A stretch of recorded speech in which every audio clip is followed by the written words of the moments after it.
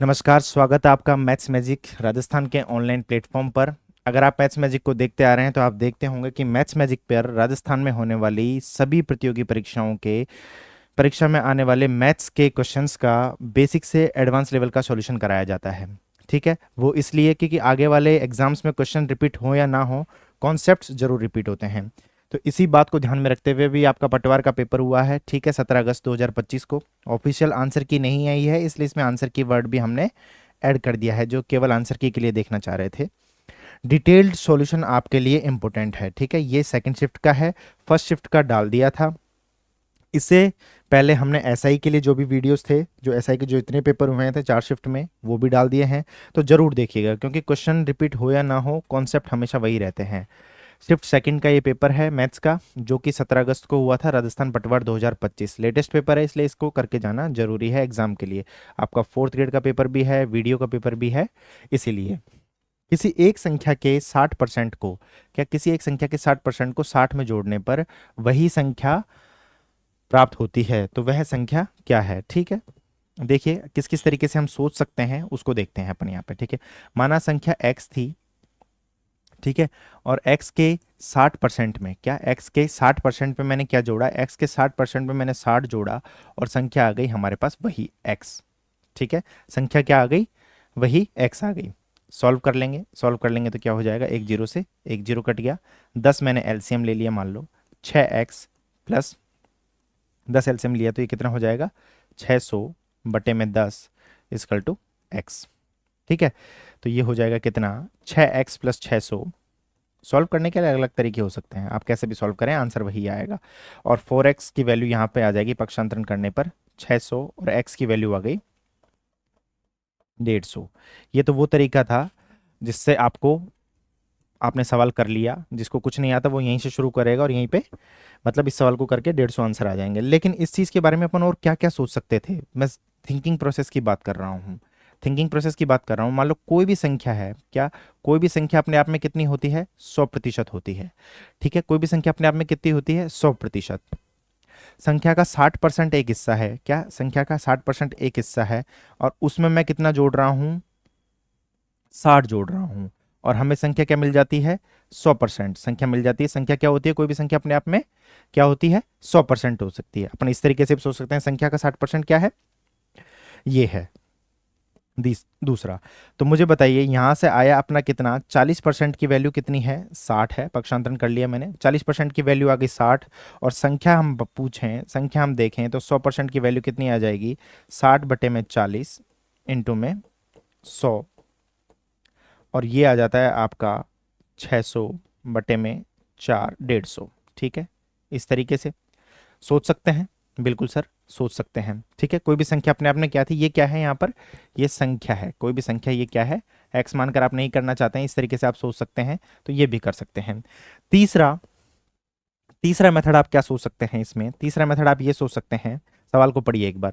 संख्या का 60% है, और उसमें 60 जोड़ने पर वही संख्या आ जाती है। आपने जोड़ा क्या था, आपने जोड़ा था, जैसे वहीं से समझेंगे अपन को, अपन ने क्या जोड़ा, 60% में, अपन ने 60% में जोड़ा कितना, 60। ठीक है, और वही संख्या आ गई कितनी, वही संख्या आ गई, उसी को लेता हूं मैं, समझाने के लिए ले रहा हूं सिर्फ। आपने 60, मैं 60% में क्या जोड़ूं कि 100% आ जाए, सर 40% जोड़ दो, ये 40% जोड़ दो, जो वहीं से निकल कर आया था। तो यहां से आप तीसरा ये भी सोच सकते हैं, 40% की वैल्यू 60, यहां से आपने देख ली, ये भी आएगी। तो जिस भी ऑप्शन का 40%, क्या जिस भी ऑप्शन का 40% क्या होगा, जिस भी ऑप्शन का 40% 60 होगा, वही हमारा आंसर होगा। तो मुझे बताइए, क्या 150 का 40% 60 है, 150 का 40% 60 है, बिल्कुल है। तो हमारा आंसर क्या होगा, 150 हो जाएगा, 150 संख्या क्या हो जाएगी। सवाल बिल्कुल छोटा था, लेकिन ये अलग अलग तरीके से बताने का रीजन सिर्फ यही है कि आपके कॉन्सेप्ट धीरे धीरे बिल्ड होने लगे। ठीक है, आपकी अप्रोच बदलने लगे। जब आप कुछ नहीं सोच रहे थे तो आप इस तरीके से कर रहे थे, तब आप थोड़ा सोचने लगे तो आपने इस तरीके से सोचा, जब आप थोड़ा एडवांस हो गए तो आपने इस तरीके से सोचना शुरू किया। ठीक है, आपकी सोच को बदलना मैथ्स के लिए, कि मैथ्स कठिन है, इसे हमारा, इसको हम ठीक करके रहेंगे। ठीक है, किसी द्रव को ठोस रूप में बदला जाता है, ये कोई द्रव है। ठीक है, जो सवाल बिल्कुल सिंपल तरीके से हो सकते हैं उन्हें हम बिल्कुल सिंपल तरीके से ही करेंगे, उनमें कोई झोल पैदा करने की कोशिश हम नहीं करेंगे। ठीक है, किसी द्रव को ठोस में कन्वर्ट कर रहे हैं तो उसका आयतन 25% बढ़ जाता है। मान लीजिए हम यहाँ 100 इसका आयतन मानते हैं, इसमें 25% बढ़ गया तो ये कितना हो गया 125। प्रश्न में लिखा है भाई कितना 25%, इंक्रीज हमने कर दिया कितना 25%, ठीक है, बढ़ जाता है। वही ठोस द्रव के रूप में बदला जाता है तो आयतन में प्रतिशत कमी। अब ये इसमें वापस से कन्वर्ट करेंगे तो कितना हो जाएगा माइनस का 25 कम हो जाएगा। लेकिन परसेंटेज अब निकालना है किस पे अपन को, ठोस पे, क्योंकि 125 से कम हुआ है तो प्रतिशत कमी, क्या प्रतिशत कमी हम देखेंगे, प्रतिशत कमी हम देखेंगे तो कितना हो जाएगा 25, क्या प्रतिशत कमी हम देखेंगे तो कितना हो जाएगा 25, 125 पे गुना में 100, ठीक है, तो ये कितना हो जाएगा 5, 20% की कमी, 20% की कमी। यहीं से बिल्कुल ज़्यादा कुछ सोचना नहीं था आपको, 20% की कमी हो जाएगी इसमें। दूसरा एक चीज़ आप याद रख सकते हैं, क्या एक चीज़ आप याद रख सकते हैं क्या इसमें, जैसे मैं आपको बताऊं, अगर आप याद रखना चाहें, सेकंड नहीं रखना चाहें तो भी उस तरीके से बिल्कुल सिंपल तरीके से ये हो रहा था, कोई दिक्कत नहीं है। 100%, ठीक है, 1/1, ये मैं फ्रैक्शंस की जो वैल्यू में आते हैं वो लिख रहा हूँ यहाँ पर, ठीक है, 1/1, कोई भी संख्या कितनी थी 100%, 1/1, 1/2, कितनी हो जाएगी ये 50%, कितनी हो जाएगी 50%, 1/3, 1/3 पे ये कितना हो जाएगा 33 से ही 1/3%, 1/4, 1/4 पे ये कितना हो जाएगा 25%, ठीक है, 1/5, 1/5 पे ये कितना हो जाएगा 20%, ठीक है, 20%, 1/6 पे ये कितना हो जाएगा 16 से ही 2/3%, 1/7 पे ये कितना हो जाएगा 14 से ही 2/7%, ठीक है, 1/8 पे ये कितना हो जाएगा 12.5%, ठीक है, 1/8 पे कितना हो जाएगा 12.5%, और 1/9 पे ये कितना हो जाएगा 11 से ही 1/9%, और 1/10 पर हो जाएगा ये कितना 10%, ठीक है। इस तरीके की चीज़ें अपन एक बार सोच सकते हैं, याद रख सकते हैं। अगर प्रश्न में पूछा है क्या ये घटते हुए क्रम में, इधर ये घट रहा है, ठीक है, इधर ये क्या है परसेंटेज घटता चला जा रहा है क्योंकि डिनोमिनेटर में वैल्यू बढ़ती चली जा रही है। अगर ये सब चीज़ें आपको याद हैं तो वहाँ से इस टेबल से अपन को डायरेक्ट भी कर सकते हैं। प्रश्न में क्या कहा था, लास्ट वर्ड को इसमें पकड़ते हैं, इसमें क्या, उसका आयतन 25% बढ़ गया, ठीक है, जब द्रव से ठोस में गया, द्रव से ठोस में गया तो आयतन कितना बढ़ गया 25% बढ़ गया, और ठोस से द्रव में, ठोस से द्रव में गया था। ऐसे बहुत सारे सवाल आते हैं, यदि एक ही आय उससे 25% अधिक है तो 20 से कितनी कम है।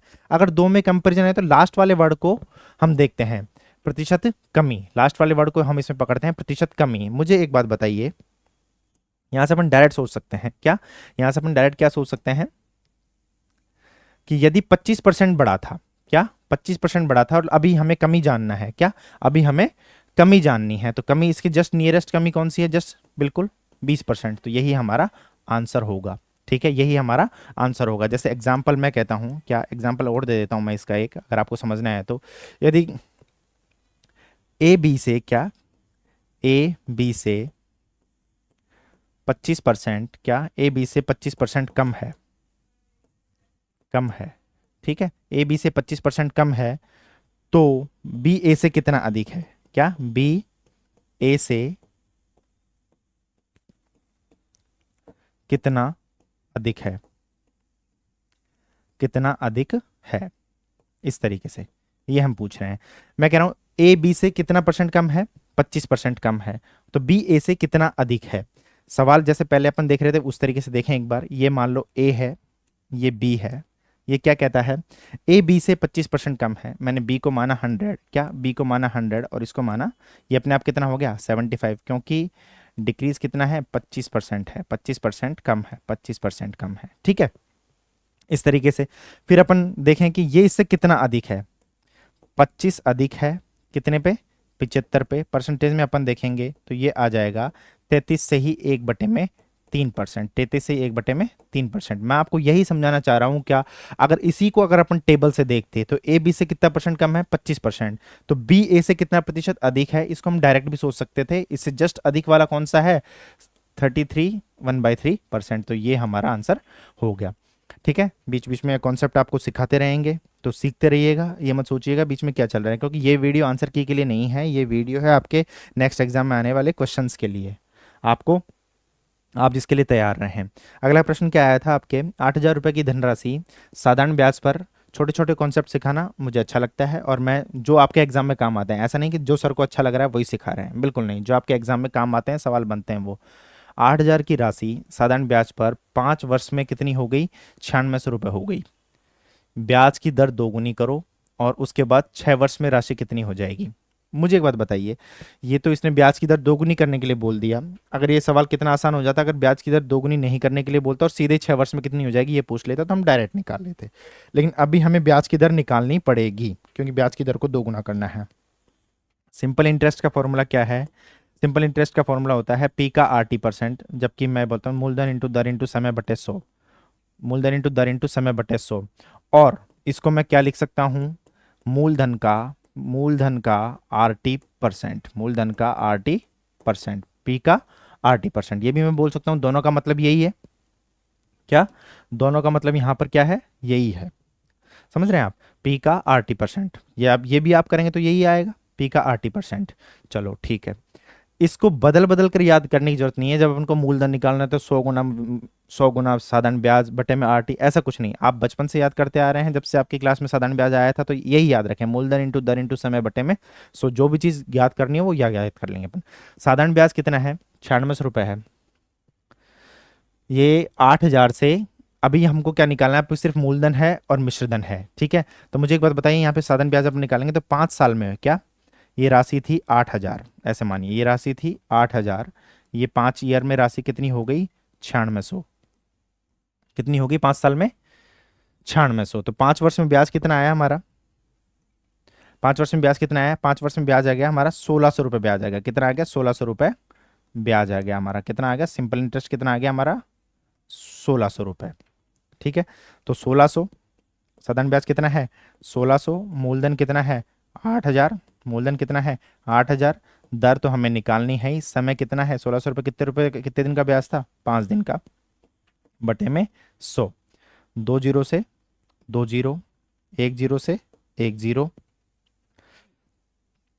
8 पंजे 40, और 160 बटे में 40, 160 बटे में 40 कितना हो जाएगा, आप पहाड़ा बोल लेंगे, और ये हो जाएगा 4%, कितना हो जाएगा 4%, ये हमारी दर आ गई, कितनी आ गई, 4% दर आ गई।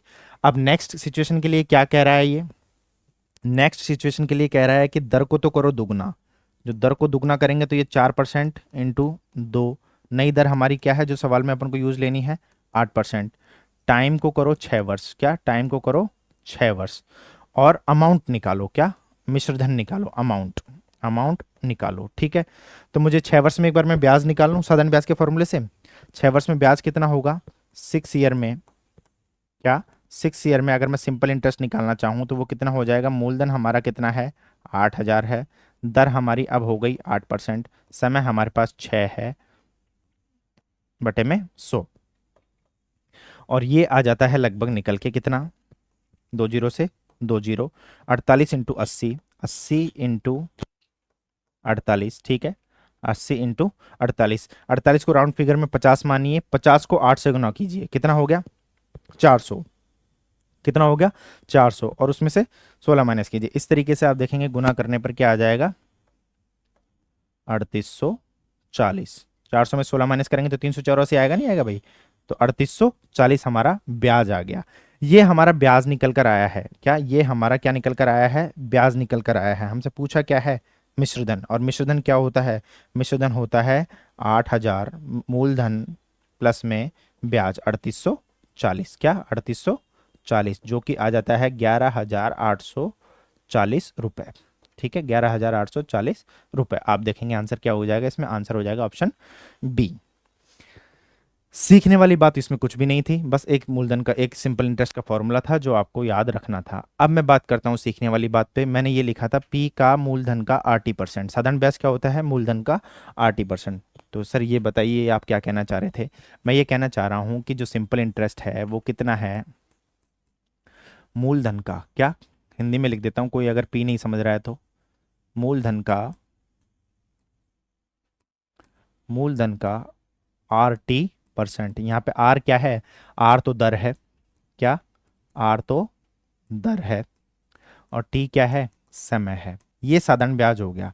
कोई भी धन अपने आप में कितना होता है? 100% होता है। तो एक बार पहले इस चीज को समझते हैं। मुझे एक बात बताइए, हमारे पास जो हमने जो ज्ञात किया था, दर कितनी थी? 8%। दर कितनी है? 8%। समय कितना है? 6 वर्ष। समय कितना है? 6 वर्ष। इसको देखें अपन, दर कितनी है हमारे पास? दर है सर आपके पास, सवाल का जो सेकंड ओपिनियन अपन जो देख सकते हैं वो क्या था? दर कितनी है हमारे पास? दर है हमारे पास 8%। समय कितना है हमारे पास? 6 वर्ष। बिल्कुल बेसिक से सिखाने की मैं कोशिश करता हूँ, ठीक है, ताकि आपको क्या रहे, बिल्कुल बेसिक से सिखाने की मैं कोशिश करता हूँ ताकि आपको कोई कंफ्यूजन नहीं रहे, हर तरीके का सवाल, ठीक है। 6 वर्ष तो इसमें जो ऐसा ही कितना होगा? वो ऐसा ही होगा सर, पी का 6 × 8 48% होगा। तो यहाँ से आप उसको देखेंगे तो पी का 48%, एक बार यहाँ से देख लेते हैं, मूलधन हमारा कितना था? 8,000 था। तो 8,000 का 48% निकालेंगे तो वही आ जाता है 3840। ठीक है, कितना आ जाएगा? 3840। समझ में आई बात? वही चीज लिखी थी, वो बनकर वही चीज आ रही है। लेकिन अब मैं बताऊं, अगर अमाउंट की बात करें, अमाउंट की बात करें तो कोई भी धन, मूलधन अपने आप में कितना होता है? 100% होता है। और सिंपल इंटरेस्ट की बात करूं तो मैं 48% हो जाएगा। ठीक है, तो अमाउंट कितना हो जाएगा? 148% सीधे ही।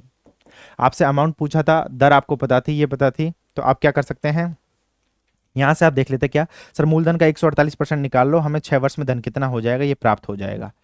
जिस भी भाई को लग रहा है कि थोड़ा सा तेज में पढ़ा रहा हूँ, तेज में देख रहा हूँ, तो आप वीडियो को आराम से 2 बार 3 बार देख सकते हैं। और फास्ट जिसको लग रहा है धीरे पढ़ा रहे हैं तो आप डबल स्पीड पे करके देख सकते हैं। ठीक है, ये 2 जीरो से 2 जीरो, 80 × 148, ये सीधा हमारा मिश्रधन निकल के आता है 11,840 रुपये। 11,840 रुपये। इच्छा आपकी है कैसे करना चाहते हैं, लेकिन सीखे दोनों ही। ठीक है, प्रैक्टिस आप करते रहेंगे तो आपको धीरे धीरे चीज़ें समझ में आने लग जाएगी। चीज़ एक ही है लेकिन फिर भी थोड़ा सा हमको आना चाहिए। अगला प्रश्न, ठीक है। प्लेटफॉर्म पर मुझे थोड़ा सा बात करने का या फिर मतलब आपको एंटरटेन करने का मौका कम मिलता है, और मेरे ख्याल से मेरी जो शक्ल है वो भी बहुत ज़्यादा इंटरेस्टेड नहीं है। तो आप इसको सीख लेंगे तो ज़्यादा फ़ायदे में रहेंगे। ठीक है, जब भी आप बोर हो जाएं तो मुझे बता दिया करें कि सर बीच बीच में थोड़ा बहुत हमसे मजाक कर लिया करो। लेकिन आप क्या मजाक करेंगे बताओ, मैं आपसे क्या मजाक करूं? पिछले 4 5 साल से आप तैयारी कर रहे होंगे, 3 साल से कर रहे होंगे, कितने पेपर आपने दे लिए, और उसके बाद आप कह रहे हैं कि सर थोड़ा सा समय निकाल कर हमें एंटरटेन कीजिए। ठीक है, एंटरटेन के लिए काफ़ी सारे चैनल्स हैं। ठीक है, कोई भी स्टैंड अप कॉमेडी खोल के बैठ जाइएगा आप। ठीक है, बीच बीच में बोर नहीं हो, इसके लिए मैं आपको सवालों में कॉन्सेप्ट सिखाने की कोशिश करता हूँ कि इस सवाल को और अपन कैसे कर सकते थे और अपन कैसे सोच सकते हैं। 4420 रुपए को एक्स और वाई के बीच विभाजित करें 6 वर्षों के अंत में। क्या? 6 वर्षों के अंत में एक्स द्वारा प्राप्त राशि 8 वर्षों के अंत में वाई द्वारा प्राप्त राशि के बराबर हो, जब चक्रवृद्धि ब्याज की दर क्या है? 10% है। जब चक्रवृद्धि ब्याज की दर क्या है? 10% है। मुझे एक बात बताइए, मिश्रधन बराबर हो रहा है, ये 4420 रुपए है। ठीक है, ये 4420 रुपए है, पहली बात। ठीक है, कुछ ऑप्शन अपन ये देख सकते हैं कि 4420 रुपए को ही बांटना है, तो क्या कोई ऑप्शन ऐसा भी कट रहा था क्या जिसका टोटल 4420 रुपए नहीं हो रहा था? लेकिन लगभग सभी ऑप्शंस का आंसर क्या हो रहा है? 4420 रुपए टोटल हो रहा है। तो हमें सॉल्व करना पड़ेगा। ये एक्स को उसने कोई राशि दी और ये वाई को उसने कोई राशि दी होगी, बिल्कुल दी है, दी है। तो मुझे एक बात बताइए कि 8 वर्षों में हमारे पास दर तो कितनी है? हमारे पास दर है 10%। ठीक है, दर कितनी है? 10% है। और मिश्रधन क्या होता है? क्या? इसके लिए मानो इसको इसने एक्स राशि दी, इसको इसने वाई राशि दी, ये राशि मान लेते हैं अपन। क्या? राशि मान लेते हैं। मुझे एक बात बताइए, चक्रवृद्धि ब्याज का जो अमाउंट होता है, चक्रवृद्धि ब्याज में जो मिश्रधन होता है उसका फॉर्मूला क्या होता है? मैं लिख के पूरा बताता हूँ, चाहे आपको आता हो या नहीं आता हो, क्योंकि मुझे सभी स्टूडेंट को साथ लेकर चलना होता है। ठीक है, ये टी क्या है? समय है। अमाउंट का फॉर्मूला क्या होता है? और इससे आपका रिवीजन भी होता रहेगा। ठीक है, मुझे एक बात बताइए, यहाँ 6 वर्ष में क्या 6 ईयर का जो अमाउंट है और इसके 8 ईयर का जो अमाउंट है, ये दोनों बराबर हो जाते हैं अमाउंट ऑफ। क्या? ये प्रश्न में दे रखा है क्या? अमाउंट। मिश्रधन को क्या बोलते हैं? अमाउंट बोलते हैं मिश्रधन को, AMOUNT। मेरी इंग्लिश थोड़ी सी कमजोर है तो आप उस चीज़ का भी ध्यान रखें। ठीक है, अमाउंट 6 ईयर में और इसमें बराबर हो जाता है। यहाँ से निकाल लेते हैं, मूलधन इसके लिए एक्स था, दर हमारे पास 10% थी, 1+, और ये 6 साल में हमें इतना अमाउंट मिलेगा। और यहाँ से मूलधन वाई था, दर हमारे पास यहाँ भी 10% थी। ठीक है, और ये 8 साल में बराबर हो जाएगा। जब आधार समान हो तो घातांक बटे में हो तो घट जाती हैं और गुना में हो तो जुड़ जाती हैं। तो ये 6 घात है, यहाँ से मैंने इस पूरे को काटा और इससे काटा तो हमारे पास 2 घात बचेगी। कितनी? 2 घात बचेगी। समझ पा रहे हैं आप इस चीज़ को? तो ये कितना हो जाएगा? x। ये कितना हो जाएगा? x। तो सिर्फ इधर तो सिर्फ x ही बचेगा क्या? ये कितना हो जाएगा? x। तो इधर तो सिर्फ x ही बचेगा, x, और उधर में बचेगा क्या? y। 1+10/100 की पावर 2, इतना बचेगा। यहां तक ठीक है? यहां तक ठीक है? समझ पा रहे हैं आप? ठीक है ना यहां तक? बिल्कुल। उसके बाद क्या करेंगे? उसके बाद देखेंगे क्या? x y 110/100 का स्क्वायर, एक जीरो से एक जीरो कट गई, ठीक है। 11 का स्क्वायर होता है 121, x 121/100। यहाँ से x और y का अनुपात हम निकाल सकते हैं, लेकिन जो जो कॉन्सेप्ट मैं आपको पढ़ाते चले जाता हूँ मिनी कॉन्सेप्ट सीरीज में, उसको आप देखते रहें। अनुपातों के सही निरूपण के हिसाब से मैं इसे लिखना चाहूँगा, ठीक है। अनुपातों के सही निरूपण के हिसाब से मैं इसे लिखना चाहूँगा, तो मैं क्या लिखूंगा? x के नीचे आ जाएगा 121 और y के नीचे आ जाएगा क्या? 100। वहां जाकर देख लीजिएगा। आप y को नीचे लेंगे तो x बटे में y 121/100, ये इसका अनुपात हो जाएगा, वो भी ठीक है। लेकिन जो एग्जैक्ट सही निरूपण होता है ये है, मिनी कॉन्सेप्ट सीरीज में मैंने एक वीडियो डाला है अनुपातों का सही निरूपण, जरूर जाके देखें, आपको बहुत सारी चीज़ें क्लियर होंगी उससे, ठीक है। x बटे में y, तो यहाँ से x अनुपात y कितना आ गया हमारे पास? यहाँ से हमारे पास x अनुपात y आ गया है कितना? 121/100। यदि x का हिस्सा पूछूं तो टोटल राशि कितनी थी? टोटल राशि थी 4420 रुपए। टोटल राशि थी 4420 रुपए। और टोटल के नीचे टोटल, टोटल किसका? 121 और ये 100 हो गया 221। कितना हो गया? 221। अनुपातों का टोटल हमें निकालना है पहले किसका? x का। तो ये आ जाएगा कितना? ये 2 बार, ये 20 बार कटेगा।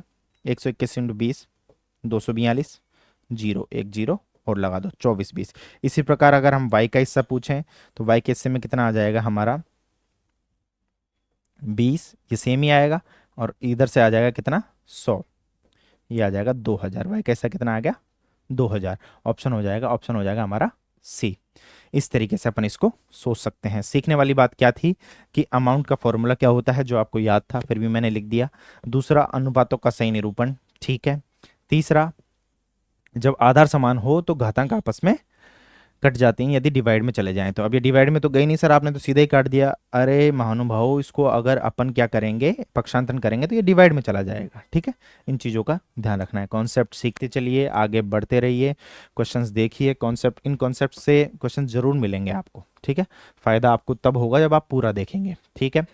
240 शिक्षकों का क्या है? एक शिविर है, कोई शिविर लगा हुआ है, ठीक है। कैंप में आप जाते होंगे, जब सरकारी नौकरी लग जाएंगे, टीचर बन जाएंगे या फिर कहीं भी लग जाएंगे तो आपके भी गवर्नमेंट के कैंप लगेंगे, ठीक है। उसमें आप देखेंगे कि यहाँ खाने पीने की व्यवस्था ठीक नहीं है या फिर ठीक है तो खाना खत्म हो गया।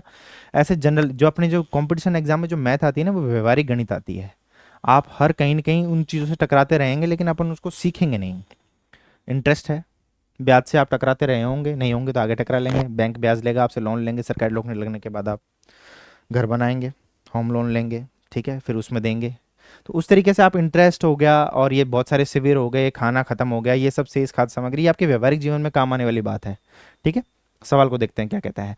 240 शिक्षकों और 400 विद्यार्थियों के लिए भोजन की व्यवस्था है। बिल्कुल ठीक है। मतलब क्या? शिक्षकों को मैं टीचर लिख लेता हूँ। 240 शिक्षक हैं, ठीक है, 240 शिक्षक हैं, इसको मैंने टीचर लिख लिया। या फिर 400 स्टूडेंट हैं। ये प्रश्न कह रहा है कि इतना भोजन है भाई हमारे पास, इतना भोजन है हमारे पास। 300 छात्रों ने भोजन कर लिया तो शेष खाद्य सामग्री से कितने शिक्षकों का भोजन मिलेगा? सवाल एक लाइन का भी है और सवाल समझने का भी, कि जब आपको कुछ नहीं आ रहा तो कैसे शुरू करते हैं सवाल को। जैसे जैसे सवाल कह रहा है वैसे वैसे करते चले जाइए। यदि मैं शिक्षक और इसकी क्षमता, भाई ये कितनी कितनी रोटियां खाते हैं ये देखें अपन, तो ये आ जाएगा 400/240, ठीक है। और 4 से काट लीजिए इसको, कितनी बार कटेगा? 4 से क्यों, 5 से काटिए सीधा, 8 से काटिए, सॉरी, 8 पंजे 40 और ये 3, यदि 5 रोटी खाता है, इससे क्या निकलता है, यदि टीचर क्षमता निकली, ये क्या है, क्षमता। क्षमता कैसे होगी, खाना खाने में क्षमता कैसे होगी भाई, आप कितना ही रसगुल्ले खाओगे, आप कितने पूड़ी खाओगे, आप कितनी परसेंट खाना खाओगे। तो यदि टीचर 5 इकाई खाता है तो स्टूडेंट कितना खाता है, 3 इकाई खाता है। इस तरीके से समझिए आप, ठीक है। अब कहते क्या है ये भाई, शेष शेष सामग्री। पहले शेष सामग्री का अंदाजा तो लगाएं, तभी तो हम टीचरों के उससे भाग देंगे कि भाई इतने शिक्षक खा पाएंगे। शेष सामग्री, ठीक है। शेष सामग्री मुझे ये बताइए, 400 स्टूडेंट की टोटल सामग्री थी, 400 स्टूडेंट की टोटल सामग्री थी, 300 स्टूडेंटों ने खाना खा लिया, क्या 300 स्टूडेंटों ने खाना खा लिया, बचे मतलब अगर स्टूडेंट खाते तो उसको कितने खाते, 100 स्टूडेंट खाना खा लेते, ठीक है। और स्टूडेंट की वैल्यू, स्टूडेंट की क्षमता कितनी है, 3 की, तो 100 गुना 3 मतलब 300 इकाई खाना बचा हुआ है, 300 यूनिट खाना बचा हुआ है, आप तो ये मानिए, ठीक है। और अब शिक्षक कितने खा पाएंगे, आप मेरी बात सुनो, कितना कितना बचा है, 300, तो शिक्षक खा पाएंगे क्या, एक शिक्षक की क्षमता क्या है, अपन ने क्षमता निकाली यहाँ पे, शिक्षक कितने खा पाएंगे, शिक्षक खा पाएंगे कितने, एक शिक्षक की क्षमता क्या है, एक शिक्षक की क्षमता है 5 रोटी खाने की, ठीक है। तो कितने खा पाएंगे, 60 शिक्षक खा पाएंगे, 60 शिक्षक, पहला तरीका। 60 शिक्षक खा पाएंगे, बिल्कुल ठीक है। दूसरा तरीका, एक ही लाइन में, क्या, मैं बात करता हूं सिर्फ खाने की। मान लो कि 100% खाना था, खाना कितना था, खाना 100% था। अगर वहां पे शिविर में केवल 400 विद्यार्थी आते तो भी 100% खाना खाते, और केवल 240 शिक्षक आते तो वो भी पूरा खाना खा लेते, सबके सब आराम से।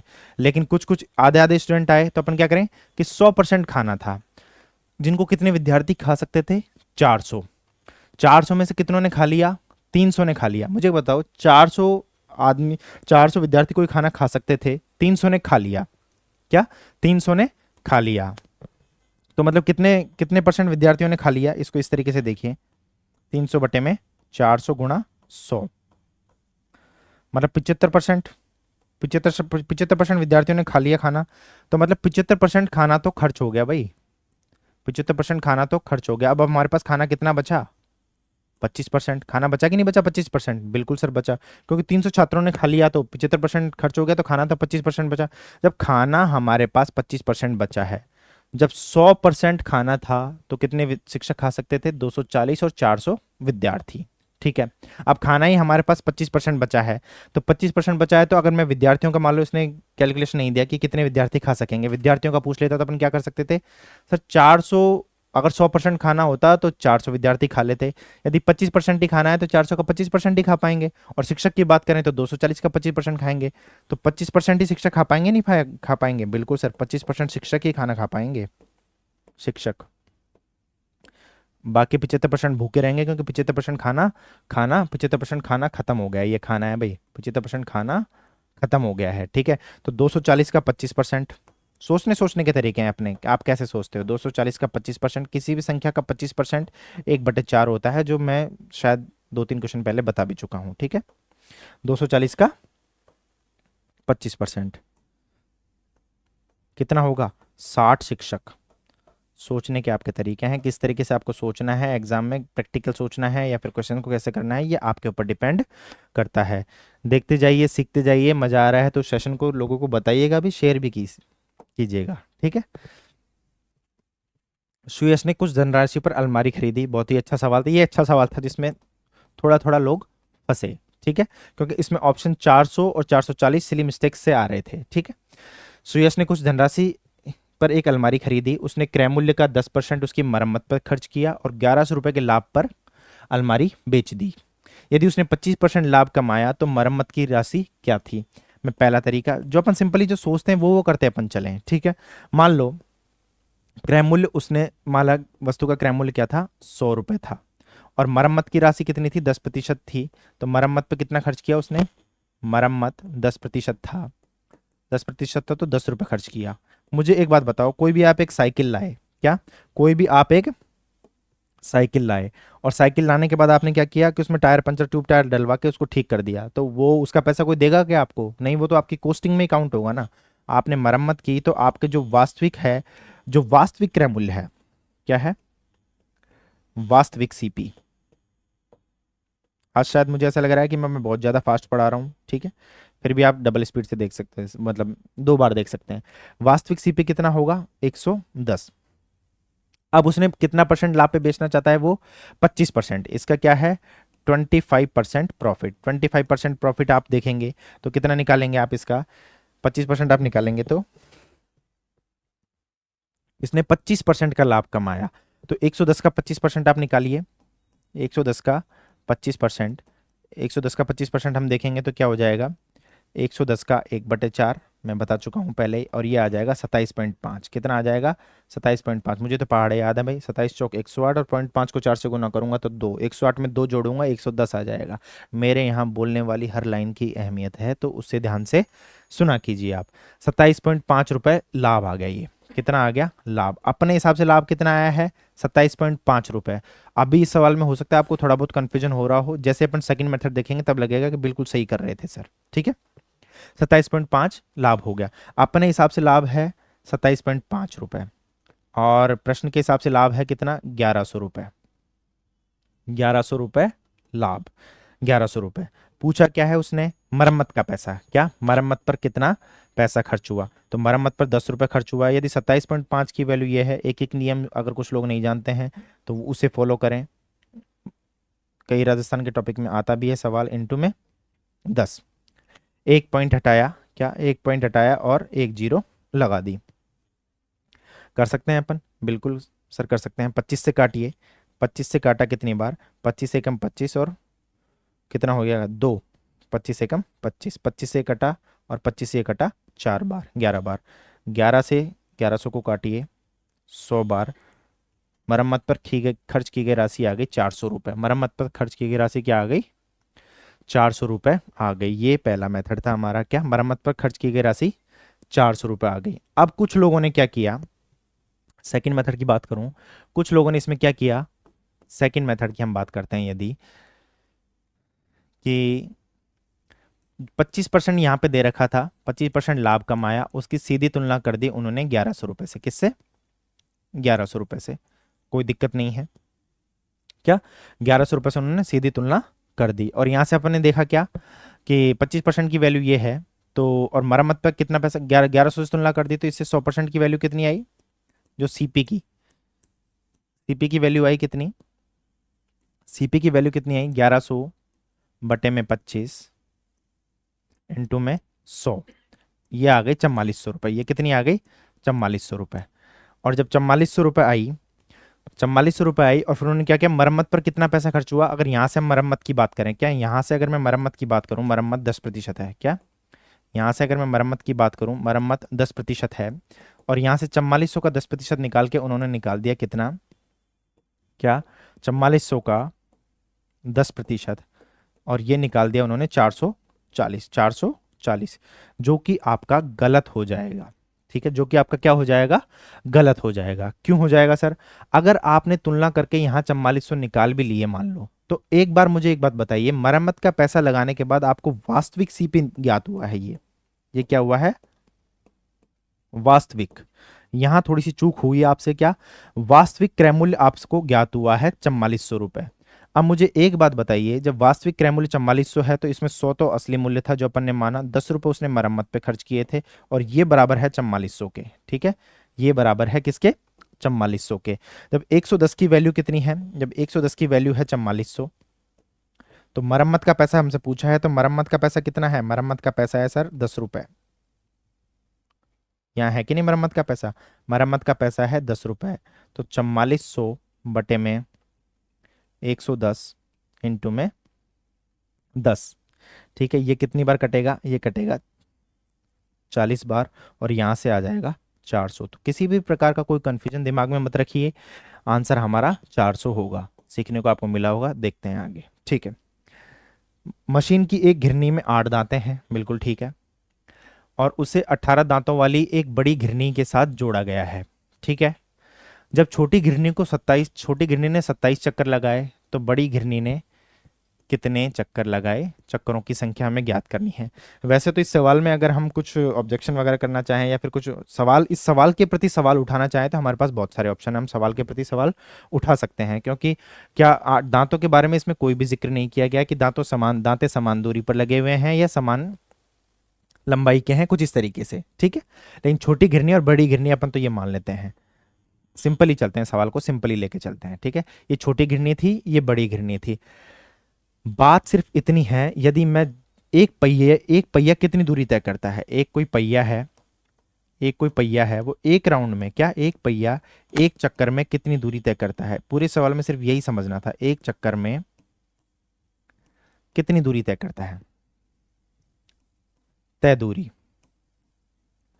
तय दूरी तो समझिए, इसको मैं आगे लिख दूंगा, इससे पहले आप समझिए। मान लो ये कोई वृत्त था, क्या ये कोई वृत्त था, ये पहिया था, इसको मैंने यहाँ से काटा और इसको काट के मैंने ऐसे कैसे बिछा दिया, क्या काट के मैंने ऐसे कैसे बिछा दिया। क्या मुझे बताइए कि जब मैंने इस डिस्टेंस को यहाँ से काटा और ये क्या वृत्त की परिधि होती है क्या, 2 पाई आर, बिल्कुल सर होती है। क्या इसकी और इसकी लंबाई यहाँ से बराबर है क्या, बिल्कुल 2 पाई आर है। तो आप समझे कि एक पहिया जब चलता है तो उसके एक चक्कर में वो परिधि के बराबर दूरी तय करता है, क्या परिधि के बराबर दूरी तय करता है। तो एक पहिया एक चक्कर में तय दूरी क्या होती है, उसकी परिधि होती है, क्या होती है भाई, परिधि होती है। अब समझने वाली बात क्या है, परिधि के लिए हमें त्रिज्या चाहिए, त्रिज्या हमें नहीं दे रखी और हमें यहाँ दे रखा है कि एक एक इसके तो कितने हैं, 8 दांते हैं, कितने हैं 8 दांते हैं, और इसके क्या है 18 दांते हैं। तो मतलब इसकी जो लंबाई है, इसकी जो परिधि है वो दांतों पर डिपेंड करेगी, तो हम परिधि को क्या, अगर आर नहीं दे रखा तो इसी पे डिपेंड करके हम काट लेंगे, ठीक है। ये इसकी परिधि अपन ने मान ली 8 और इसकी परिधि अपन ने 18, क्योंकि परिधि दांतों की संख्या पर ही डिपेंड कर रही है। अब वो कह रहा है कि वो दोनों की कितनी दूरी तय करेगी, छोटी घिरनी कितनी कर रही है 18, छोटी घिरनी की परिधि कितनी थी 8, कितने चक्कर लगाए उसने, उसने लगाए सर 27 चक्कर, कितने लगाए 27 चक्कर। बड़ी घिरनी ने मान लो कि x चक्कर लगाए और उसकी परिधि अपन कितनी मान लें 18, क्योंकि दूरी अपन को भाई वो यही तो पूछ रहा है कि अगर 27 चक्कर में छोटी घिरनी इतनी दूरी तय करती है तो दूरी फिक्स हो गई, दोनों की दूरी बराबर करेंगे, तो बड़ी घिरनी उतनी ही दूरी को कितने में तय करेगी। मान लो इसमें चक्करों की संख्या कितनी थी x, काटिए एक बार, 9 से कट गया 2 बार, 9 से कट गया 3 बार, 2 से कट गया 4 बार, और x बराबर आ गया 12 चक्कर, कितने हो गए 12 चक्कर। मतलब छोटी अगर 27 चक्कर लगाएगी तो बड़ी क्या लगाएगी 12 चक्कर लगाएगी। ऑप्शन डी हमारा सही आंसर था, समझने वाला पॉइंट सिर्फ ये था, ठीक है। आगे बढ़िए। एक दुकानदार 200 रुपये में 12 पेन खरीदे, 160 रुपये में 8 पेन खरीदे, और 160 रुपये में 200 रुपये में 12 खरीदे और 160 रुपये में 8 पेन बेच दिए, तो उसका लाभ या हानि प्रतिशत ज्ञात कीजिए। लाभ या हानि प्रतिशत तो बाद में ज्ञात करेंगे, पहले ये देखिए कि ये सवाल ऐसे बनाता क्यों है, सिंपल क्यों नहीं दे देता, क्योंकि सिंपल आपको बनाना पड़ेगा उसे, इसलिए नहीं देता वो सिंपल, ठीक है। हम क्या करेंगे, हम एक पेन पे कैलकुलेशन करेंगे ना भाई, एक पेन का क्रय मूल्य और एक पेन का विक्रय मूल्य निकालेंगे, तब जाके अपन पता कर पाएंगे वास्तव में कि हमें फायदा हुआ है कि नुकसान हुआ है। ऐसे कंफ्यूजन चल रहा है। अब एक पेन की बात कर रहा हूं मैं, यहाँ पर किसकी बात कर रहा हूँ, एक पेन की बात कर रहा हूँ, ठीक है। एक पेन को आप देखेंगे, अगर 200 रुपये में 12 खरीदे, 12 पेन का मूल्य 200 रुपये था, करके देखना भाई, तो एक पेन का हो जाएगा 200 बटे में 12, बिल्कुल ठीक है सर। अब 160 रुपये में 8 पेन बेचे, तो एक पेन कितने में बेचा उसने, 160 बटे में 8 इसमें बेचा, बिल्कुल बेचा सर। अब आगे जाके अपन काटेंगे, इसी को रेशो बोलते हैं, इसी को कुछ और बोलते हैं, लेकिन अपन लाभ निकालने के लिए लाभ और हानि किस पर निकालते हैं, प्रॉफिट और लॉस हम किस पे निकालते हैं, हम सीपी पर निकालते हैं, क्रय मूल्य पर निकालते हैं, ये भी ध्यान रखना, ठीक है। ओके, बाद में जाके काटेंगे तो इसको यहीं थोड़ा सा सॉल्व कर लेते हैं, कितना, थोड़ा सा, एक जीरो से एक जीरो, बिल्कुल ठीक है। और ये 4 से काट लीजिए 5, 4 से काट लीजिए 4, ठीक है। 4 से काट लीजिए 5 और 4 से काट लीजिए 4, वापस से इसको काटेंगे अपन कितना, ठीक है मैंने सही तो लिखा है ना भाई, 200 रुपये में 12 पेन खरीदे, 160 रुपये में 8 पेन की दर से बेच दिए, बिल्कुल सही लिखा है, ठीक है, बिल्कुल सही लिखा है। देखिए 40 से काट लीजिए सीधे, ये 40 से कटेगा 5 बार और ये 40 से कट गया 4 बार, ठीक है, कोई दिक्कत।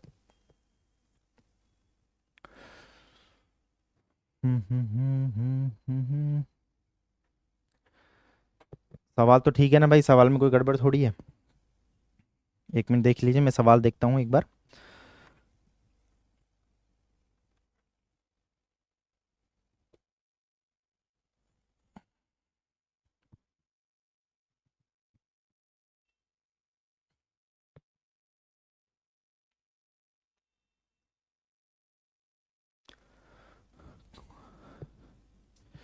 बिल्कुल ठीक है, कोई दिक्कत नहीं है। क्रॉस मल्टीप्लाई कर लीजिए, पहले इसको यहाँ से 4 से भी काट लीजिएगा आप, 2 बार कट गया, ठीक है। ये 10 रुपए की चीज़ 12 रुपए में हमको मिल गई क्रॉस मल्टीप्लाई करने के बाद।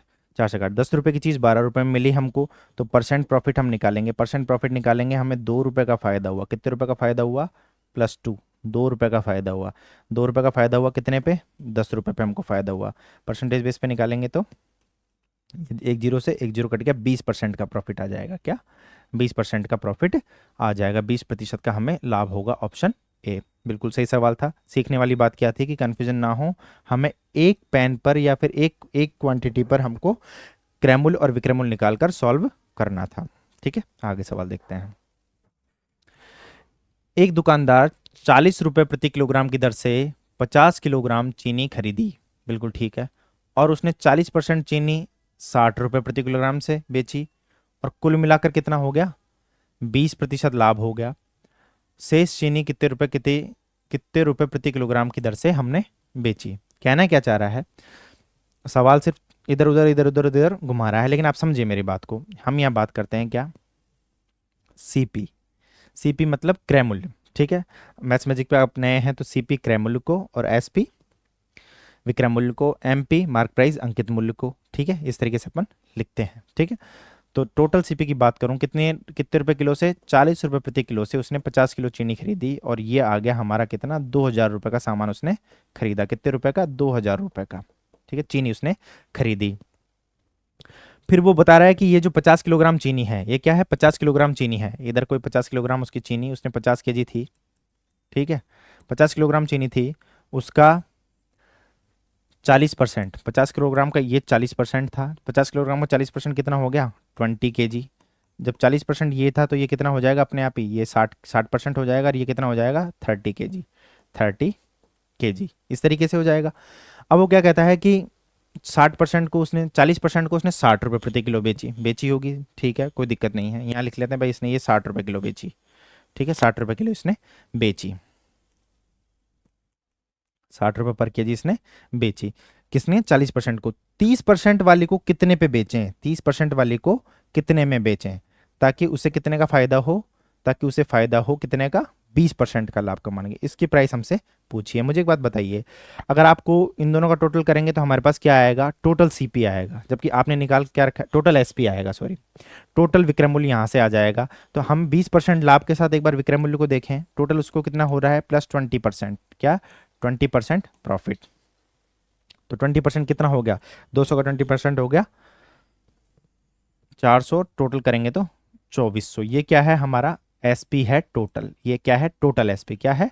Total SP. मुझे एक बात बताइए, 2400 रुपये, जब उसने 20 किलो चीनी 60 रुपये के हिसाब से बेच दी, तो 1200 रुपये की तो उसने ये बेची, माना उसने x रुपये किलो बेची थी, और टोटल आ गया कितना हमारा? 20% प्रॉफिट वाला प्राइस एसपी कितना आ गया? 2400 रुपये। सिंपल इसको सॉल्व कर लीजिए, आंसर आ जाएगा 1200, उधर जाएगा कितने बचेगा? 1200, और हमारे पास आ जाएगा 30x बराबर 1200, और x बराबर आ जाएगा हमारे पास क्या? x बराबर आ जाएगा हमारे पास क्या? 40 रुपये पर केजी। मतलब जो 60% चीनी थी, बची हुई चीनी थी, उसको उसने 40 रुपये पर केजी के हिसाब से बेचा। सिंपली सोचने वाली बात क्या थी ऐसे सवालों में? देखो, आप प्रैक्टिस नहीं करेंगे तो आप पहले ये सोच नहीं पाएंगे कि इसको पहले आपको, इसको सवाल में लाइन बाद में लिखी गई है, लेकिन इसको आपको पहले सोचना पड़ेगा। सिर्फ इतना ही था क्या? इसको आपको पहले सोचना पड़ेगा। अगला सवाल, रेखा के हिंदी में प्राप्तांकों का 1/3 उसके विज्ञान के प्राप्तांकों के आधे से 20 अधिक है। मैं इस सवाल को मिटाकर सीधा इसमें ये लिख देता कि बताइए रेखा हिंदी में होशियार है या फिर विज्ञान में। तो सीधा कैलकुलेशन में क्या आता है कि अपने नंबर किस में ज़्यादा आए, ठीक है। तो ये सवाल आप करना घर पे, ठीक है। रेखा बताना मुझे कि रेखा हिंदी में होशियार है कि विज्ञान में। और एजुकेशन में जो होशियारी का जो मतलब है वो क्या है? नंबर किस में ज़्यादा आया है, मतलब वो उस सब्जेक्ट में होशियार थी। इतना हिंट मैं आपको दे देता हूँ, ठीक है। कहता क्या है ये? रेखा हिंदी में प्राप्तांकों का 1/3, हिंदी में मान लो उसने H मिला था, हिंदी के प्राप्तांकों का 1/3 उसके विज्ञान के प्राप्तांकों के आधे से, क्या? विज्ञान में उसके साइंस में प्राप्तांक S थे, आधे से 20 अधिक है। कितना? आधे से 20 अधिक है, पहला, ठीक है। दूसरा क्या है? आधे से 20 अधिक है। दूसरा क्या कहता है, दोनों विषय में मिलाकर, मतलब हिंदी और साइंस में मिलाकर उसके कितने आए, हिंदी और साइंस में मिलाकर उसके 100 मार्क्स आए हैं। ठीक है, तो हमें विज्ञान के अंक ज्ञात करने पड़ेंगे। दो इक्वेशन है, दो चर हैं, आप सॉल्व कर सकते हैं बहुत ही आसान तरीके से। सॉल्व करने का एक मैं तरीका बताऊं कि आप दो इक्वेशन बनाएंगे और फिर उसमें से जोड़ के घटा के और फिर एच और एस का मान निकालेंगे। मैं कहता हूं आपसे पूछा क्या है, आपसे पूछा है एस, क्या पूछा है आपसे, एस। नहीं भी जानेंगे तो जो आप बचपन से करते आ रहे हैं कि दो ही इक्वेशन बनाएंगे, फिर एक को बराबर करेंगे, फिर माइनस करेंगे, फिर करते चले जाएंगे और आंसर आ जाएगा। आपसे पूछा क्या है, एस, क्यों ना हम एस को ही कन्वर्ट कर लें, क्या, क्यों ना हम क्या कर लें, एस में कन्वर्ट कर लें। तो पहले वाली इक्वेशन को मैं सिंपल फॉर्म में लिख देता हूं, क्या, इसका एलसीएम ले लिए मान लो, क्या, इसका एलसीएम ले लेते हैं अपन कितना, ये फर्स्ट इक्वेशन है, यहां से अपन ये लो, इस इक्वेशन को यहां लिख लिया अपन ने, क्या हो गया, h/3, 2 मैंने एलसीएम ले लिया, तो आ गया कितना, s+40 गुना किया, ये आ गया 2h बराबर 3s, क्या, 3s प्लस 120 आ गया, 2h बराबर 3s प्लस में 120, यहाँ से आ गया। इसको मैंने इस तरीके से सॉल्व कर दिया। अब मुझे क्या चाहिए था, मुझे s चाहिए था, तो मैं h को रिप्लेस कर दूंगा यहाँ से, क्या, मुझे s ही चाहिए, तो मैं h की वैल्यू यहाँ से निकालूंगा, क्या, s की वैल्यू आ जाएगी क्या, 100 माइनस एस, 100 माइनस एस। ठीक है, तो यहाँ रखेंगे अब क्या, 2 गुना 100 माइनस एस, 2 गुना 100 माइनस एस बराबर 3s प्लस 120। ये कितना आ गया, 200, कितना हुआ, 200 माइनस 2s बराबर में कितना आ गया, 3s प्लस में 120। 5s बराबर पक्षांतरण करने पर हमारे पास क्या आया है, 5s, 5s बराबर आ गया 80 और s बराबर आ गया उसके 16, मतलब उसके साइंस में कितने मार्क्स थे, 16 मार्क्स थे। आप, मेरे कहने का मतलब यह है कि सिंगल इक्वेशन में ले जाकर सॉल्व करने की कोशिश करें, सिंगल इक्वेशन में। ठीक है, दो इक्वेशन बनाकर भी सॉल्व करने से आंसर आ जाएगा, लेकिन थोड़ा सा समय लगेगा, आपको गलतियों के चांसेस थोड़ा कम हो सकते हैं। सवाल आपको दिख रहा होगा, नहीं दिख रहा है तो मैं पढ़ देता हूँ। 3 से 1/5 divided by 2/7 into x/5 is equal to 1 से 2/5 इंटू 1 से 3/5, और हमें x का मान ज्ञात करना है, हमें x का मान ज्ञात करना है। ठीक है, वी बोर्ड मास के बारे में आपने सुना होगा, वी बोर्ड मास। ठीक है, ये ऑर्डर है सरलीकरण का कि अगर सारे साइन एक साथ आ जाते हैं तो किसको पहले सॉल्व करेंगे। Vinculum bracket of divide multiply addition subsection. ठीक है, इस तरीके से पहले इनको सिंपली फॉर्म में लिख लेते हैं। 3 से 1/3, 5 3 15 और 1 16/5, क्या, 16/5 डिवाइडेड बाई 2/7 x/5, 5 5 और 2 7/5 गुना 5 5 और 3 8/5, इस तरीके से। ठीक है, सबसे पहले हम अगर डिवाइड और मल्टीप्लाई, यहाँ पे दो ही साइन हमारे पास हैं, डिवाइड और मल्टीप्लाई, तो डिवाइड और मल्टीप्लाई में से पहले सॉल्व क्या हो रहा है सर, डिवाइड सॉल्व हो रहा है पहले। ठीक है, जब डिवाइड सॉल्व हो रहा है डिवाइड और मल्टीप्लाई में से, तो पहले डिवाइड करेंगे, तो जब ये पलटेंगे इसको तो ये गुना में आ जाएगा, क्या, 16/5 गुना में 2/7 की जगह 7/2 इंटू में x/5 7 इंटू 8/5 इस तरीके से।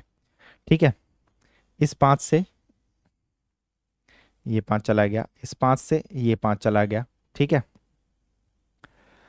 और इस 2 से ये 8 चला गया, इस 7 से ये 7 चला गया, इस 8 से ये 8 चला गया, कुछ नहीं बचा, तो क्या x इक्वल टू 0 कर दें क्या, नहीं, ऑप्शन में 0 भी था और बहुत लोग करके आए होंगे।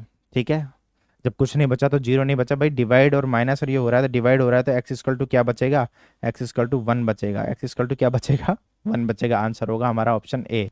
बहुत सारे लोगों ने जल्दबाजी में 0 कर दिया है, तो कोई नहीं, अगली भर्ती फिर आएगी, फिर से 1 कर लेना है उसको उस भर्ती में। ठीक है, एक कार्यशाला में एक शिक्षक टैक्सी से यात्रा करने पर प्रत्येक किलोमीटर के लिए 10 रुपये का दावा करता है। और अपनी कार से यात्रा करने के लिए प्रत्येक किलोमीटर के लिए 9 रुपये का दावा करता है। मतलब वो अगर वो टैक्सी से जाएगा तो उसे 10 रुपये किलोमीटर पड़ रहा है भाड़ा, ये समझिए आप तो। और अगर खुद की कार से जाएगा तो 9 रुपये किलोमीटर पड़ रहा है, ठीक है। लेकिन उसको कार में उल्टी आती है, इसलिए वो कई बार टैक्सी और कई बार कार प्रेफर करता है। और उसने कहा कि 60 किलोमीटर की यात्रा के लिए, क्या 60 किलोमीटर की यात्रा के लिए 575 रुपये का दावा किया। तो टैक्सी से उसने कितने किलोमीटर की यात्रा करी। पहला तरीका, जब कुछ भी नहीं सूझ रहा हो आपको, तब अपन क्या करते हैं, पहला तरीके में क्या करते हैं कि माना उसने टैक्सी क्या माना उसने टैक्सी से कितनी, टैक्सी से एक्स दूरी, और कार से कितनी दूरी, कार से उसने वाई दूरी तय करी। तो उसने कुल दूरी कितनी तय करी थी, x plus y is equal to 60, x plus y is equal to 60, ठीक है। और दूसरा किराए भाड़े का उसने दे रखा था, टैक्सी से एक्स जा रहा था वो दूरी, और एक्स किलोमीटर की दूरी में उसने 10 रुपये प्रति किलोमीटर, 10 एक्स का भाड़ा, यह भाड़े का। ये तो क्या, ये इक्वेशन बनाई मैंने किससे, दूरी से। अगर आपको नहीं समझ में आए तो मैं देखूं, और ये उसमें मैं देखूं उसमें क्या, उसका कितना भाड़ा लगा, क्या कितना भाड़ा मतलब किराया, ठीक है। 10 एक्स प्लस में कार से कितना रुपए का पड़ रहा था उसका 9 वाई, और इस पूरे डिस्टेंस के बीच में उसने किराया कितना बताया था उसने भाई 575 रुपये, कितना 575 रुपये। सॉल्व कर लीजिए। सॉल्व करने के लिए दूसरी गलती ये मत कर देना, अपन से पूछा क्या है और निकालने दूसरा, फिर बाद में निकालना पड़े। हमसे पूछा क्या है, टैक्सी, और टैक्सी हमने माना कितना है एक्स, टैक्सी हमने कितना माना है एक्स माना है, तो हमें वाई की वैल्यू बराबर करनी है। वाई की वैल्यू बराबर करनी है तो 9 वाई इसमें तो है ही, इस समीकरण को हम 9 से गुना कर दें, इस समीकरण को 1 से ही रहने दें मैं, क्योंकि 9 वाई बराबर हो जाएगा। तो जो पहला वाला समीकरण है वो कन्वर्ट किस में हो जाएगा, इसमें क्या 9 x plus 9 y, 9 x plus 9 y is equal to 540, 540। और ये वाला तो सेम के सेम ऐसे कैसे ही रहेगा, क्या हो जाएगा 10 x plus 9 y, 10 x plus 9 y is equal to 575, ठीक है। माइनस कर दीजिए, माइनस माइनस माइनस, ये कट गया, ठीक है। 9 वाई से 9 वाई कट गया, इधर बच गया माइनस एक्स, और इधर बच गया माइनस का 35, माइनस से माइनस साइन कट गया, एक्स बराबर कितना आ गया 35 किलोमीटर। मतलब वो किससे गया था, 35 किलोमीटर गया था वो टैक्सी से। आंसर हो गया हमारा ये। लेकिन सोचने की बात सिर्फ ये थी, ये तो आपने कर लिया होगा। थोड़ा सा अगर अपनी उस तरीके से, जब भी क्वेश्चन में दो इक्वेशन बने या एक इक्वेशन बने, तो मूव करना है आपको एक इक्वेशन की तरफ। किसकी तरफ, एक इक्वेशन की तरफ। आपको देखना है कि हमें एक इक्वेशन की तरफ हम कैसे मूव करें, ठीक है। जैसे मान लो कि उसने टोटल डिस्टेंस कितनी थी, टोटल डिस्टेंस थी 60 किलोमीटर, ठीक है 60 किलोमीटर। अब उसने पूछा क्या, टैक्सी, टैक्सी हमें फाइंड किसकी करनी थी, टैक्सी की, और दूसरी डिस्टेंस उसकी थी कार की, क्या कार की। माना टैक्सी वाली हम कितनी मान लेते हैं, टैक्सी वाली हम मान लेते हैं एक्स, तो कार वाली कितनी हो जाएगी 60 माइनस एक्स, बिल्कुल सर हो जाएगी। टोटल डिस्टेंस ने 60 दे रखी है तो 60 माइनस एक्स हो जाएगी। अब बात कर लेते हैं किराए की।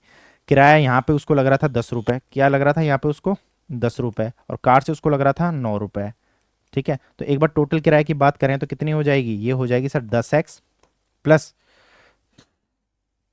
60 माइनस एक्स इंटू 9, क्या इंटू 9 बराबर में 575 रुपये। बिल्कुल पूरी इक्वेशन मैंने मन से लिख ली, क्योंकि मुझे याद थी, क्योंकि सवाल ने दे रखा था। 575 रुपये यहाँ से आए।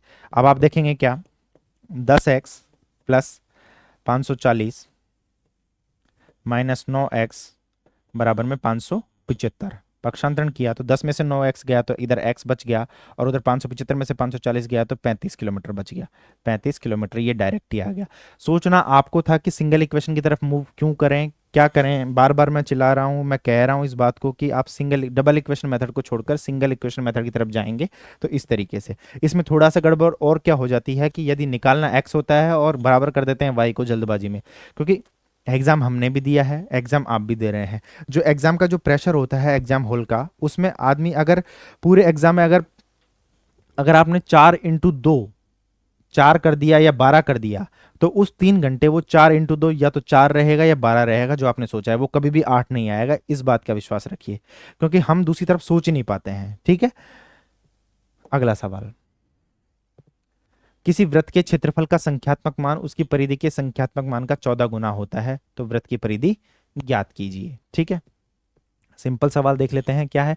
पहले तो वृत्त का क्षेत्रफल, ये क्या है, किसी वृत्त के बारे में हमें बात चल रही है। जो जैसे जैसे प्रश्न कह रहा है वैसे वैसे अपन कर लेते हैं। कोई वृत्त का एरिया है, वो एरिया कितना है, उसकी जो पेरीमीटर है, उसकी परिधि है, उसका परिधि का 14 गुना है। वृत्त का एरिया कितना होता है, वृत्त का एरिया होता है पाई आर स्क्वायर। कितना होता है, पाई आर स्क्वायर। और परिधि कितनी होती है, 14 गुना 2 पाई आर, 14 गुना। ये प्रश्न में दे रखा है भाई, मैंने कुछ भी मन से नहीं लिखा है, ठीक है। सॉल्व कर लीजिए। पाई से पाई कैंसिल हो गया, एक आर से ये आर बचेगा सिर्फ, और आर इक्वल टू आ गया हमारे पास 28। आर इक्वल टू हमारे पास क्या आ गया, आर इक्वल टू 28 इकाई। आर इक्वल टू 28 इकाई। हमसे पूछा क्या है, हमसे पूछा क्या है, परिधि, पेरीमीटर। पेरीमीटर कितना होता है, 2 पाई आर। पाई की वैल्यू क्या है, 22/7 है। पाई की वैल्यू क्या है, 22/7। 2 गुना, प्रश्न में लिखा भी था 2 गुना 22/7, क्योंकि नहीं हो सकता आप कुछ ले लेते और तो प्रश्न वाले को दिक्कत होती।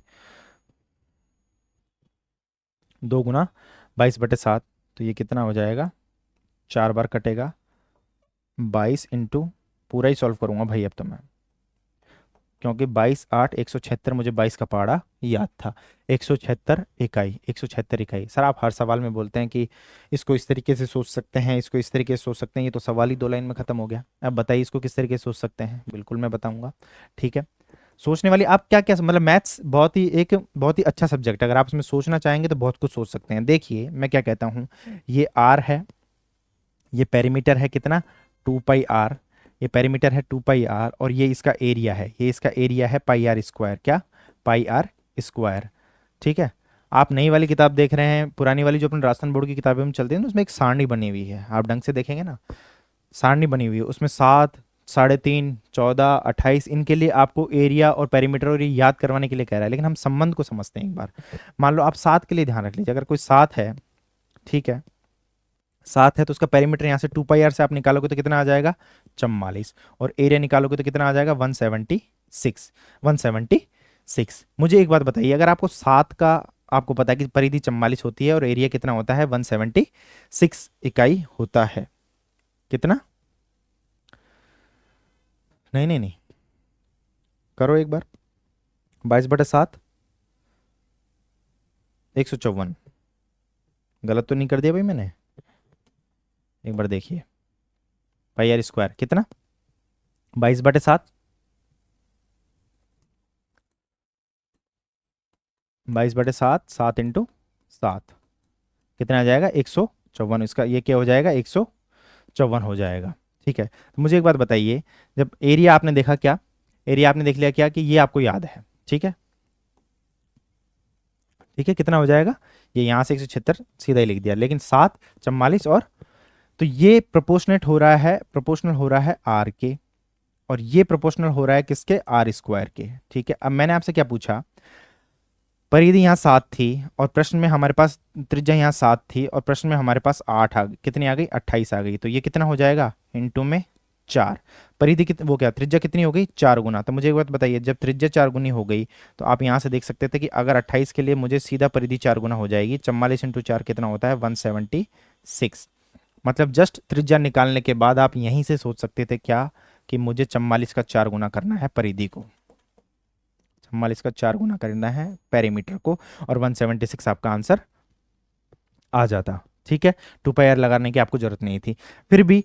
और एरिया की बात करते, एरिया ये किसके प्रोपोर्शनेट होता है, आर स्क्वायर के। ये किसके प्रोपोर्शनेट होता है, पी प्रोपोर्शनल आर, और एरिया प्रोपोर्शनेट आर स्क्वायर के। तो मतलब इसको 154 को मैं किससे गुना करूंगा, 16 गुना करूंगा। 154 को मैं किससे गुना करूं, 16 से गुना करूं, तो हमारा क्या आ जाएगा, एरिया पूछा होता तो हम एरिया निकाल सकते थे। 154 को 16 से गुना आप कर लेना भाई, ठीक है, 24 64 के आसपास आएगा। गलत हो तो भी सही कर लेना, ठीक है। आगे बढ़ते हैं, अगला सवाल। एक आयताकार मैदान को उसके 3 भुजाओं पर पेंट लगाकर चिन्हित किया गया, ठीक है। यदि पेंट के बिना वाली भुजा की लंबाई 13 है, ठीक है, और पेंट लगी भुजाओं की लंबाइयों का योग 57 मीटर है, तो मैदान का क्षेत्रफल ज्ञात कीजिए, ठीक है। एक आयताकार मैदान है, मान लीजिए कि ये पेंट वाली लाइन तो ये है, और बिना पेंट वाली लाइन कौन सी है, ये है। बिना पेंट वाली लाइन की लंबाई कितनी दे रखी है, 13, और इन तीनों का योग कितना दे रखा है, 57, बाकी बची हुई का योग कितना दे रखा है 57। मान लीजिए हम इसको ए मान लेते हैं, क्या ये ए मान लेते हैं, ये बी मान लेते हैं, तो आयत के आमने सामने की भुजा बराबर होती है भाई, बिल्कुल होती है। ठीक है, ये 13 है तो ये कितनी होगी, ये भी 13 होगी, ये भी 13 होगी, और इन दोनों का योग कितना दे रखा है 57 दे रखा है। मतलब अगर इन तीनों का योग 57 दे रखा है, 13 प्लस में 2b, क्या 13 प्लस में 2b कितना आ जाएगा 57। तो यहां से b की वैल्यू निकालिए, 57 में से 13 माइनस करेंगे कितना आ जाएगा 44। 2b इक्वल टू क्या आ जाएगा 57 माइनस 13, 44, और ये आ जाएगा 22। b इक्वल टू क्या आ जाएगा, b इक्वल टू 22 आ जाएगा। ठीक है, 22 आ जाएगा, b इक्वल टू, b की वैल्यू कितनी आ गई हमारे पास, b की वैल्यू निकल कर आ गई 22। आयत का क्षेत्रफल क्या होता है, आयत का क्षेत्रफल होता है एरिया ऑफ रेक्टेंगल, होता है क्या लंबाई इंटू चौड़ाई। लंबाई हमारे पास कितनी आई है 22 आई है, लंबाई हमारे पास कितनी आई है 22 आई है, और चौड़ाई हमारे पास कितनी है 13 है। 22 इंटू 13 कर लीजिए भाई। सबसे पहले तो यूनिट डिजिट आएगा 6, गुना तो अपन कर ही लेंगे, लेकिन कुछ सीखने के लिए मैं बता रहा हूँ, गुना तो अपन कर ही लेंगे। यूनिट डिजिट आएगा 6, दो ऑप्शन में है, इसमें और इसमें। इन 22 का 10 गुना ही 220 होता है, तो मतलब 220 से ऊपर वाले यूनिट डिजिट का आंसर हो जाएगा हमारा 6। ठीक है, सीखते चलिए। सर राजस्थान में तो इतने टफ सवाल, मतलब इतने टफ कैलकुलेशन आते ही नहीं है, लेकिन एक दिन में आप टफ कैलकुलेशन सीख भी तो नहीं जाएंगे, उसमें भी समय लगेगा, तो समय यहाँ व्यतीत कीजिए। ठीक है, आगे बढ़ते हैं। अच्छा सवाल था ये, क्या अच्छा सवाल था। इस सवाल को एक लाइन में भी अपन कर सकते हैं, लेकिन समझने वाली बात थी, मैं इससे पहले आपको कुछ समझाना चाहता हूँ। ठीक है, 40 मीटर इंटू 30 मीटर आधार वाले आयताकार टैंक के 6.5 मीटर ऊंचाई तक पानी है। क्या आयताकार टैंक में 6.5 मीटर ऊंचाई तक पानी है। यदि पानी 5 किलोमीटर प्रति घंटे की रफ्तार से पाइप से बह रहा है, तो 20 सेमी भुजा वाली वर्गाकार अनुप्रस्थ काट वाले पाइप द्वारा टैंक कितने समय में खाली हो जाएगा। अगर आपने पहले ऐसा सवाल नहीं किया है और डायरेक्ट ही एग्जाम में कर रहे हैं, तो थोड़ा सा आपको परेशानी होगी, लेकिन पहले इस तरीके का सवाल आपने समझ रखा है, कर रखा है, तो आप इसको कर लेंगे। पहले आप एक डायग्राम से समझिए। ये कोई टैंक था जिसमें बेस एरिया कितना है 40 इंटू 30 मीटर में, क्या 40 इंटू 30 मीटर में। ठीक है, और इसमें पानी कहाँ तक भरा हुआ है, इसमें पानी भरा हुआ है 6 मीटर हाइट तक। कहाँ तक 6.5 मीटर हाइट तक। इसमें लिखा हुआ है भाई, मैं मनमर्जी से कुछ भी नहीं लिख रहा हूँ, 6.5 मीटर हाइट तक इसमें वाटर भरा हुआ है, पानी भरा हुआ है, बिल्कुल ठीक है सर। अब क्या किया इन्होंने, इस पानी को भर तो लिया, अब इसको खाली करना पड़ेगा भाई। अब इसको खाली करने के लिए अपने यहाँ पाइप गोल थे, गोल ही पाइप की शेप दिमाग में रहती है, यहाँ क्या है, इसने वर्गाकार पाइप ले लिया। अनुप्रस्थ काट का मतलब क्या होता है, इसका जो चौकोर पाइप है, ये कितना पाइप है चौकोर पाइप है, और उसकी भुजा दे रखी है कितनी 20 सेंटीमीटर। तो मतलब इस चौकोर का अगर मैं एरिया देखूं तो ये हो जाएगा 20 इंटू 20, कितना हो जाएगा 20 इंटू 20, ये सेंटीमीटर में चल रहा है, ये सेंटीमीटर में चल रहा है, ये मीटर में चल रहा है। ठीक है, मुझे एक बात बताइए, सबसे पहले तो अपन आयतन को समझते हैं। ठीक है, मतलब ये कोई घनाभाकार अपनी टंकी होगी, घनाभ का आयतन एल बी एच समझ सकते हैं, लेकिन मैं कह रहा हूँ आपको कुछ भी नहीं आता है। किसी कमरे में पानी भरा हुआ है और वो 6.5 मीटर की हाइट तक भरा हुआ है, तो एक बार आयतन अपन बारे में सोचें कि जो आधार का क्षेत्रफल होगा, जो उस कमरे का क्षेत्रफल होगा, और उसको उसकी हाइट से मल्टीप्लाई कर देंगे तो पूरा वॉल्यूम आ जाएगा अपने पास। तो आयतन को आप इस तरीके से 3D में आप इस तरीके से समझेंगे तो ज़्यादा बेटर है। आयतन क्या होगा, आधार का क्षेत्रफल इंटू ऊंचाई। क्या है, आधार का क्षेत्रफल, आधार का क्षेत्रफल इंटू ऊंचाई, इस तरीके से अपन समझ लेंगे। ठीक है, बेसिक तरीके से, इससे अपन को चाहे चीजें थोड़ी सी ज्यादा क्लियर हो रही हैं। अब मुझे एक बात बताइए, पूछा क्या है सवाल में, पाइप द्वारा टैंक कितने समय में खाली हो जाएगा। सबसे पहले बताओ कि टैंक में से अपन को क्या निकालना है, पानी निकालना है, पूरा पानी। तो हमारे पास जो समझने वाली बात करेगी, जो समय निकालना है हमको पाइप द्वारा, समय किसके द्वारा, पाइप द्वारा समय।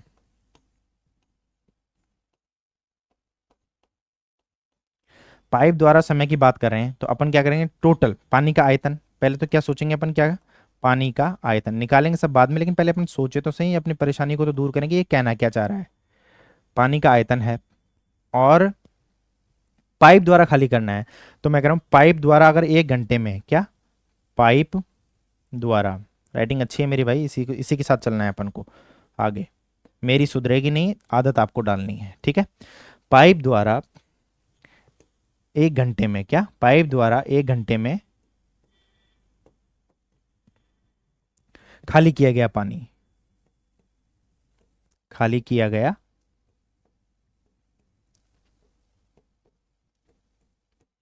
ये लो, बहुत ही लंबा सूत्र मैंने बना दिया, जो कोई सूत्र नहीं है, सिर्फ समझाने के लिए लिख रहा हूं। ठीक है, पानी का आयतन है और पाइप द्वारा 1 घंटे में कितना पानी खाली किया गया, अगर इसको मैं इससे डिवाइड कर दूं तो पाइप द्वारा समय आ जाएगा जो कि टंकी को खाली करने में लगा गया है, यही हमसे पूछा है। सबसे पहले मैंने आयतन समझाने की कोशिश करी, आधार का क्षेत्रफल इंटू ऊंचाई। ठीक है सर, आधार का क्षेत्रफल इंटू ऊंचाई हमें समझ में आ गया, और हम इस टंकी का आयतन, पानी का आयतन निकाल लेंगे हम यहाँ से 40 इंटू 30 और इसको 6.5 से गुना कर देंगे, तीनों ही मीटर में है, हमारा काम हो गया, पानी का आयतन आ गया। समझने वाला मुद्दा क्या था, पाइप द्वारा 1 घंटे में खाली किया गया पानी कितना है, समझने वाला मुद्दा सिर्फ इतना है। ठीक है, तो 1 घंटे में पानी देखो, पानी कितना है, 5 किलोमीटर प्रति घंटे की दर से पाइप से बहता है, और 20 सेंटीमीटर भुजा वाली वर्गाकार अनुप्रस्थ काट के, या 20 सेंटीमीटर भुजा वाली अनुप्रस्थ काट के। तो जो पाइप वाला खेल है एक बार उसे देख लेते हैं। ठीक है, ये पाइप है, ये पाइप वर्गाकार पाइप था भाई। ठीक है, वर्गाकार पाइप था, 20 सेंटीमीटर इसका कहते हैं, तो अनुप्रस्थ का, इसका आधार का क्षेत्रफल कितना होगा, 20 इंटू 20, ये सेंटीमीटर स्क्वायर में था। ठीक है, तो एक बार बताइए, 20 सेंटीमीटर को अपन को मीटर में चेंज करते हैं, 1 मीटर में कितना होता है, 1 मीटर में होता है 100 सेंटीमीटर, कितना होता है, 100 सेंटीमीटर होता है। ठीक है, 1 मीटर में कितना होता है, 100 सेंटीमीटर, तो 1 सेंटीमीटर में, 1 सेंटीमीटर में हो जाएगा कितना अपना, 1/100 मीटर।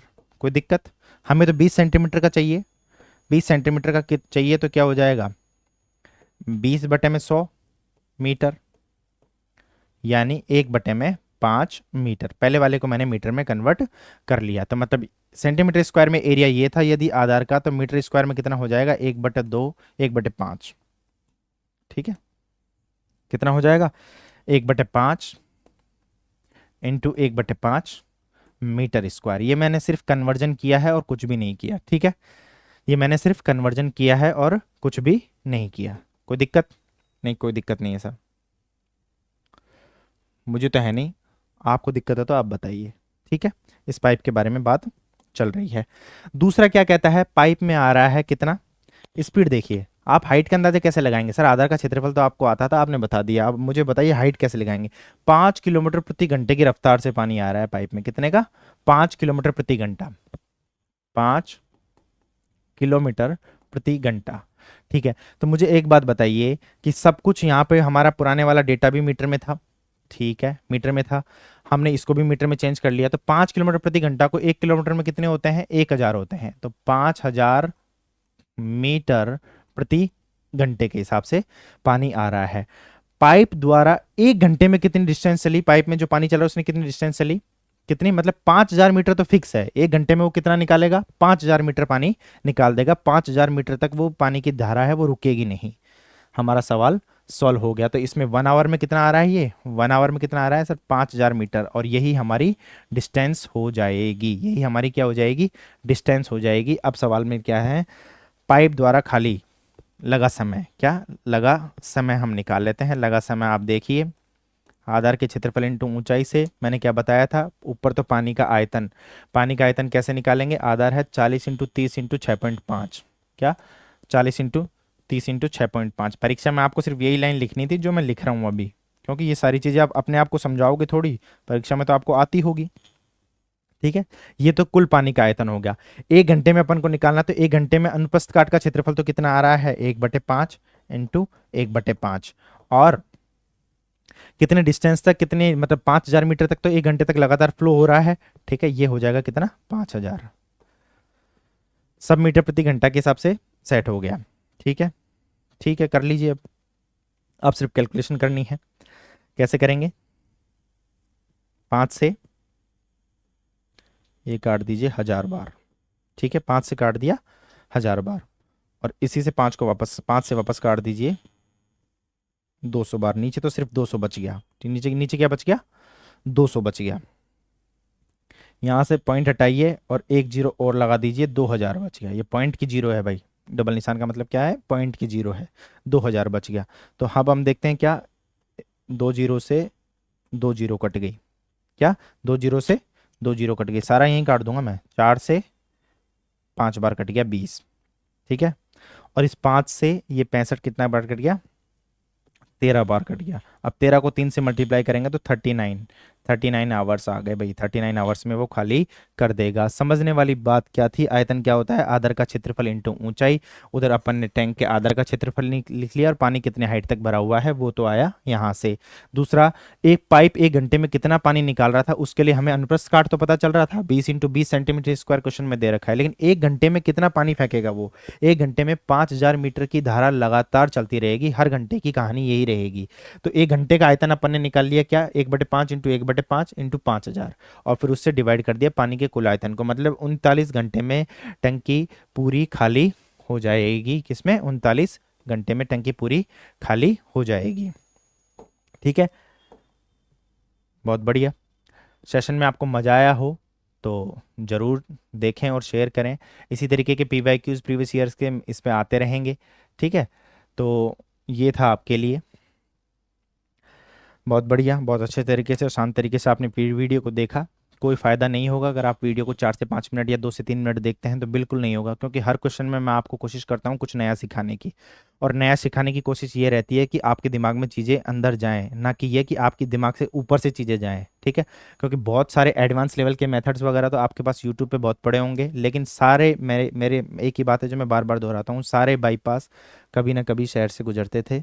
ठीक है, पहले शहर के रास्ते बने हैं, पहले आपको कॉन्सेप्ट आना चाहिए, बेसिक आना चाहिए, उसके बाद ट्रिक्स अपने आप निकल कर आ जाती हैं। ठीक है, तो केवल ट्रिक्स पे ध्यान नहीं दें। दूसरा, जो लोग मैथ्स को छोड़ते हैं, राजस्थान के एग्जाम से मैथ्स का हो सकता है आपका मतलब इसमें कम रहता हो, इसमें बजट कि नहीं इसके इतने ही क्वेश्चन आएंगे तो मैथ्स पे ज़्यादा ध्यान नहीं देना है, लेकिन फिर भी काफ़ी रहता है, और उस पर ध्यान नहीं देने की वजह से फिर भी आप क्या करते हैं, 10 में से 3 4 5 प्रश्न कर लेते हैं अपने बेसिक नॉलेज के हिसाब से। तो ये बेसिक नॉलेज ही है, हम कोई भी हाई फाई मेथड आपको नहीं बताते।